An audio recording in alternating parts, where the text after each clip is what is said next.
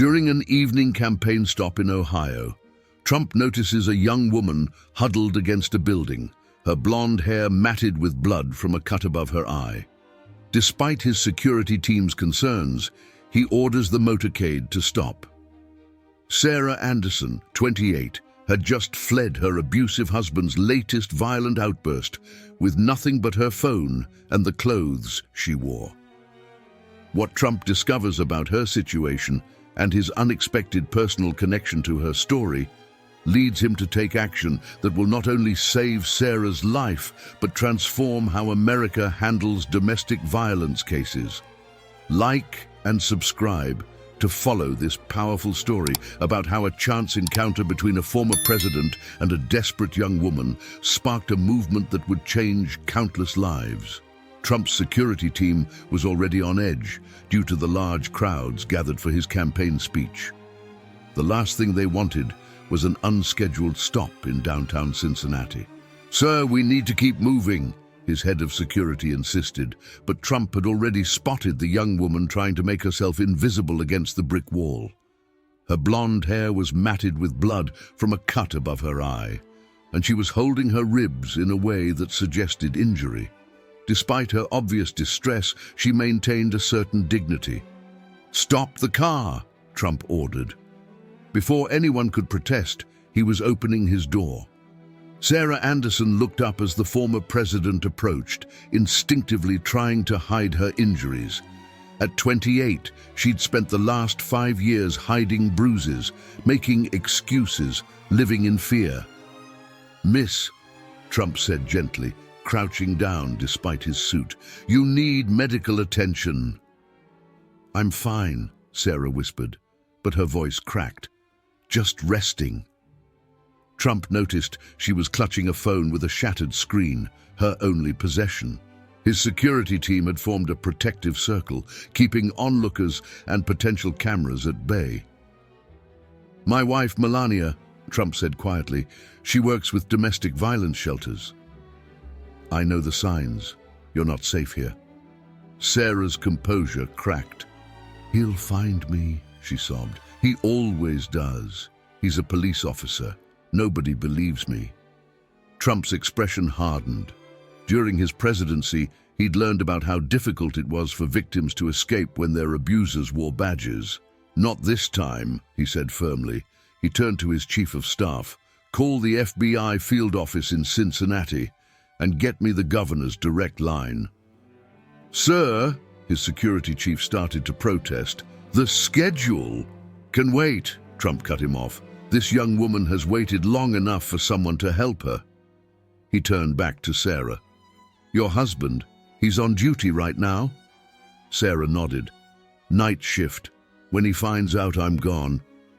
Fresh fear crossed her face. "He won't find you," Trump assured her, "because you'll be somewhere he can't reach. And this time, you'll have people in your corner who aren't afraid of a badge."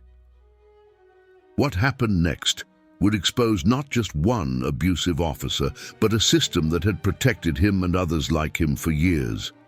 And it would start with a former president who refused to look the other way. Within an hour, Sarah found herself in a secure room at Cincinnati's best hospital. Trump hadn't simply offered help and moved on.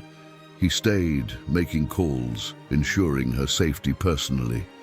"The FBI is sending agents," he informed her, as doctors examined her injuries. "And the governor has assured me your husband's badge is already suspended, pending investigation." Sarah winced as the doctor documented her injuries. 3 broken ribs, a concussion, multiple contusions.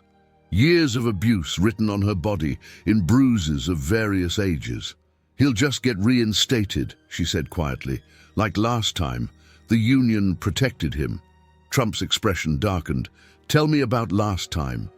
Sarah revealed how she'd tried to report the abuse 2 years ago, how other officers had lost the report, how her husband's police union lawyer had pressured her to recant, how the bruises were always where they wouldn't show on duty. Trump made another call. Get me the Attorney General's office and find out which federal judges are on call tonight. We're getting an emergency protection order, one that crosses state lines. His chief of staff was already coordinating with domestic violence advocates, arranging secure housing far from Cincinnati. Trump's personal security team would ensure her safe transport. "Sir," Sarah said hesitantly, "why are you doing all this?" Trump was quiet for a moment. "Because 20 years ago, my mother's best friend was killed by her abusive husband, a respected businessman. Everyone knew, but nobody did anything. I was young, not yet powerful enough to help. I've never forgotten that helpless feeling."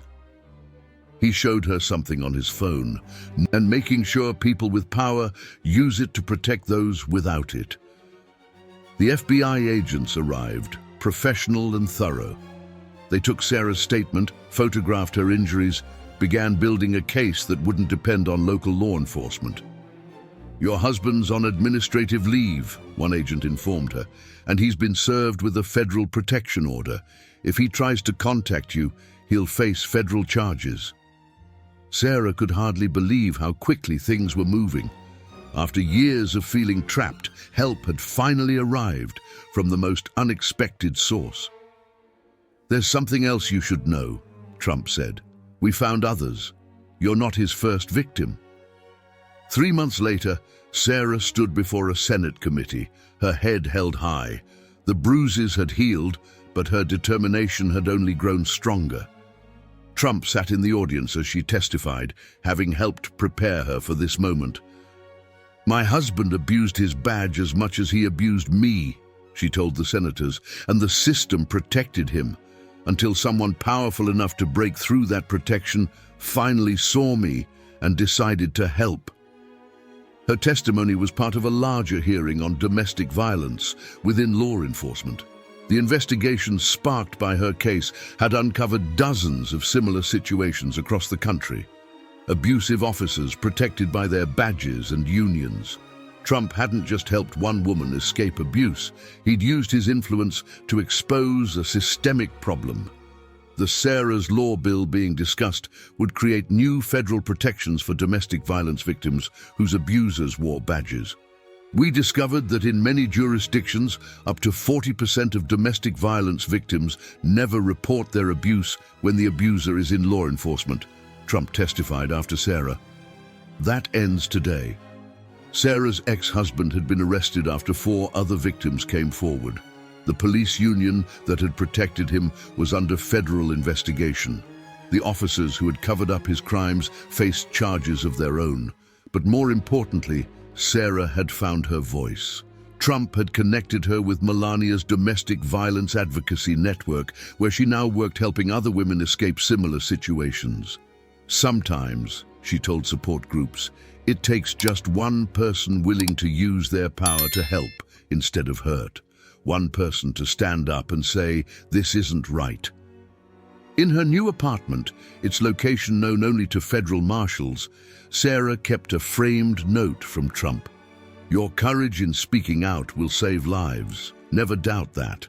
The program they started together would go on to help hundreds of domestic violence victims escape abusive law enforcement officers, proving that sometimes the greatest changes start with someone simply stopping to help a stranger in need.